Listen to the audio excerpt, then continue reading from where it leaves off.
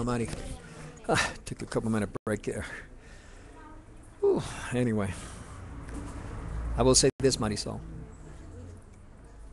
I will be praying for you over the next 2 weeks, next 2 Sundays. I will pray for you.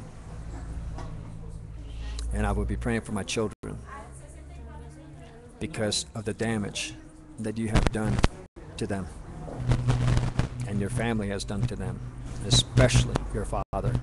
Your father is no friend of my children, our children. No, none whatsoever. It's just like the three psychiatrists said, a father, a real father would never, ever have done what he did. A true, real father to you would never have put you in a position to take 30 pieces of silver over your husband. Wow, unbelievable. Unbelievable. Unbelievable. But anyway, so I will pray for you. Gosh, there's just so much. Every little bit, just little things happen here, little things happen there, and all that kind of stuff. Unbelievable. But I tell you what, I am so excited about what's going on in Colombia. It's absolutely incredible. But like I said before, it is a little bit sad. I think that this could have been a part of, you could have been a part of all this. But no, didn't happen.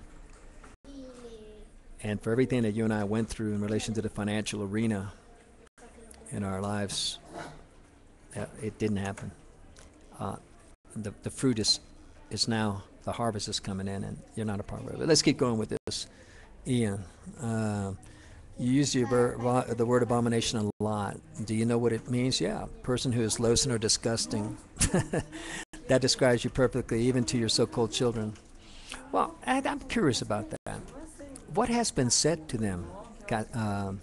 What has been said to you, Katya, and Isaac, and Christian, whereby I would be loathsome or disgusting to you? I can imagine. And Ian, I know you well enough to know that you definitely got your word in to them. You're poison. There's no question about that. I say, you have not been a father to them since you and mom did all this. Well, you're right about that. In a sense, no, I have not been a father. Can't be. Your mother, Ian, took out a fraudulent abomination of a protective father. But I'm curious, Ian, what did your mother tell you? What did your mother tell you about that? Why all of a sudden I disappeared off the face of the earth? And you're wrong about this. It wasn't me and mom that did all this. No. It was your mother. Your mother did this, not me. She chose. Okay, now let's see. You have just tried to use them as tools to make people feel sorry for you, like your father, you night crap. Well, Ian, you've never been through a divorce yet, but I will tell you this. Michael's been through, 5 marriages, something like that? He's been through the courts. Ask him. The father, you night crap, those are fathers that are trying to fight this divorce that destroys the fathers. Now, Ian, I don't wish upon you anything, but Ian, I got news for you. You'll learn what I went through when you go through the courts and you find out how they stick it up your, you'll find out. Ian, I'll give you the best advice you can ever have. Don't get married in the United States. And that's what I hope and pray for my children. They don't get married in the United States. Ian, you won't last 5 years in a marriage, more than likely. And it's not because of you. It's just that most marriages are not lasting. Women are learning that they can walk out, go into the courts, and make their ex-husbands pay for the rest of their life and put them on a gravy train. Yeah, now that's what your mother tried to do to me, but guess what? It didn't work. And see, I had an advantage. That was I was able to leave the United States. That's funny. The leaving the United States was something because, you know what? I didn't use a United States passport. I walked right out. Got on a plane, left, boom. They didn't stop me, nothing. Didn't use my United States passport. I have one. Didn't use it. Just walked out. Doors opened. Gone. Thank goodness for that. Because I'll be frank with you. I couldn't stay anymore. No way. But let's keep going. You tried to use them as tools to make people... Well, how would you feel, Ian, and hopefully you'll never know this, if your children were stolen through you through lies and lies and lies, and you never see them. Ask Michael. Now, Michael was able to see you and all that until we left for, your mother and I, made the decision to go to Tulsa. Now, I did call your father up. And you can ask him to forgive me because of taking you to Tulsa. That was a mistake. Never should have happened. That was a mistake. But at that time, I didn't know what I know today. Now, if you really loved them, you would help them through life, not make it worse for them. Well, let me ask you a question on that. And I'll ask this to Marisol. Marisol, how is it that I am making it worse for my children? How is it that I'm making it worse for my children? Did I make it worse for them, or did you make it worse for them? You're the one that, with your father, kicked me out of the house. Hadn't committed adultery, none of that. But your father took advantage of what had happened to me. He took advantage of it completely, and you took the 30 pieces of silver. So now make it or not make it worse for him. So how am I making it worse for him? Why? Because I'm not sending you money. It ain't going to happen. But it will happen for them later. But it all depends how much help they get and all that. Whether I'm helping a Busquets or I'm helping a Bourbano, because I'm not going to help a Busquets to any degree of what they could be helped if they're a Bourbano. I'm telling you that right now. It's not going to happen. They don't want to be with you. Did you get that? Yeah. Oh, I understand that, Ian. Here we say they don't want to be with you. Did you get that? Yeah, I understand that. They've been poisoned totally against you, against their father. Let me say that again. They don't want to be with you. Yeah, I understand that completely, Ian. Completely.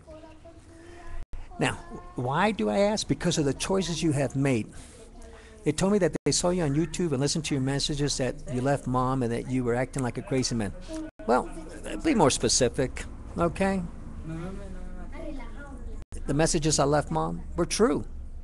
But be more specific. Acting like a crazy man? Yeah, I guess so. Who wouldn't be crazy after not seeing their children for so long? Nah. Are you going to say that these messages I'm now putting on are crazy also? They are sick of you. I can imagine that. I can imagine all of the poison by you and by your mother, by other Busquets, definitely her parents, no question about it. Why would they want you to be part of the life? Oh, I understand why they don't. I understand totally, because they don't know the truth. But the truth is on these videos now. And now you're just making things worse by adding all their friends on Facebook and MySpace, some of whom are in 6th grade. Why? What, are you a stalker? So do you see why they call you crazy? Well, let's talk about that. Why is it that I'm adding their friends on Facebook, etc.? Because the day is going to come when these videos are going to get to them. They're going to learn the truth. If I have to put these videos on every single one of their friends' Facebook in order for them to get to the truth, they can be mad at me, they can be embarrassed, they can be all of that, but down the road, when they get to be mature adults, they'll look back and they'll understand. They'll look back and understand. Now, is it necessary to do that? No, I don't think it's going to be necessary to do that. Okay? Not at all. And we'll go from there later on. But anyway, we go from there. Anyway, all right. Let's see. And now you're making things worse. I need friends on Facebook. Are you stalking? Stalker. Ian, if you want to talk about stalking little girls, no, we won't go there, Ian. Okay, we'll leave that alone. Okay.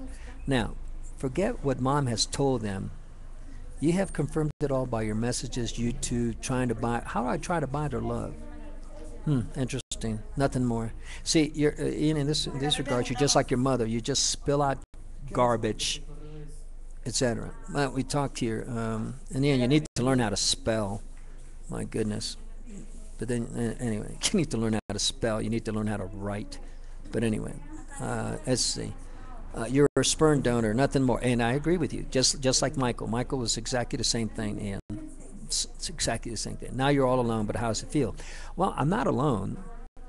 Now, but when it comes to in relation to Katya, Isaac, and Christian, it's rough. There's no question about it. But I'm not alone. I got a lot of friends here. I got so much going on here in Colombia. It's absolutely mind-blowing. Has your so-called truth helped you at all? Yes, it does. Yes, it does. Because you know what? When I look in the mirror, I don't have any issues. When your mother looks in the mirror, what does she see? A liar? Someone who hasn't told the truth? Someone who's lied left and right? I mean, imagine every time that your mom meets new people, they ask about me this. What, do you think she's going around telling them the truth? All right, we'll continue here in a second. All right, this is, wow, incredible.